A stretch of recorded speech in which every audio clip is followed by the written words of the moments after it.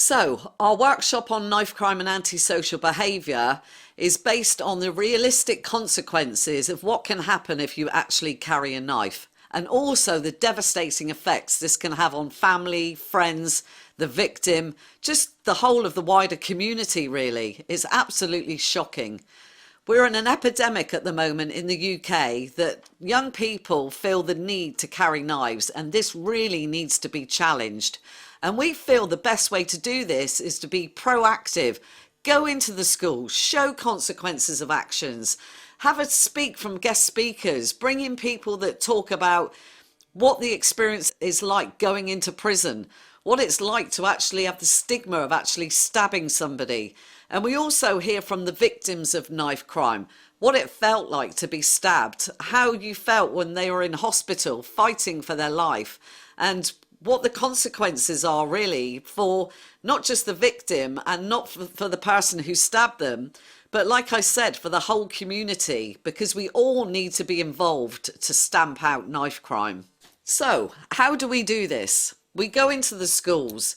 We turn the classroom into a courtroom. We show real life evidence of what actually happens in a knife crime attack.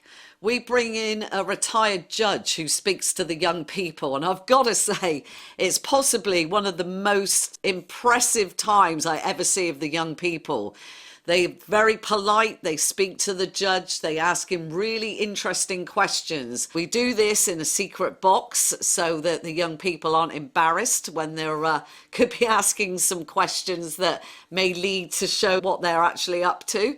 So we have a range of different questions, could be from carrying cannabis to, oh, well, if I'm 15 and she's 15 and we're having sex, what can you do? They can ask any legal questions. This is a really important part of our workshop so that the young people can find out firsthand exactly what they need to know. It's amazing. You've got 30 young people sat in front of you, and we show some shots of an actual knife crime attack over in Turkey.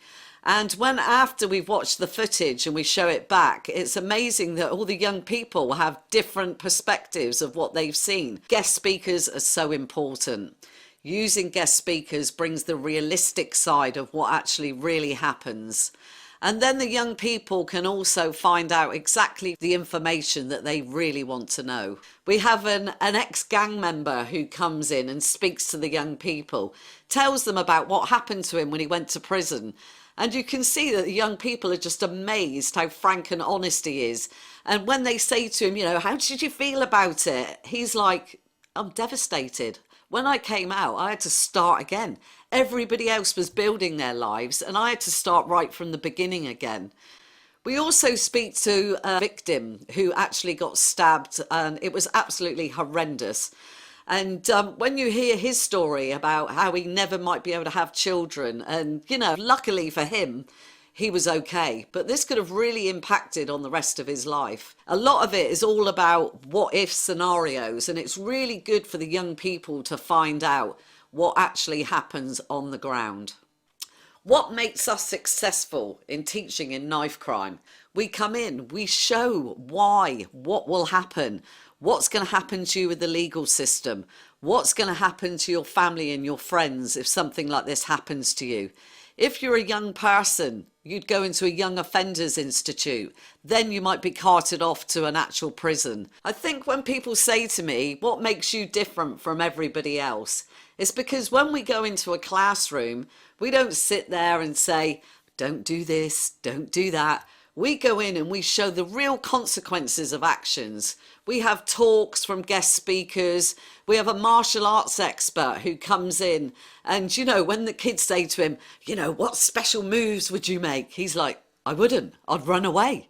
And they just can't believe stuff like this. And I think this is why we need to be proactive, going into schools, showing all the consequences of actions to show that it's not cool to carry a knife. This really needs to be imprinted on young people's minds to deter them from carrying knives and from ever using them in the future. So we give an insight to exactly what's going to happen right from the start, right to the very end. So please, never carry a knife. This is the message that we put across, and this is the message that we want to give out so that we can unitedly together stamp out knife crime for good.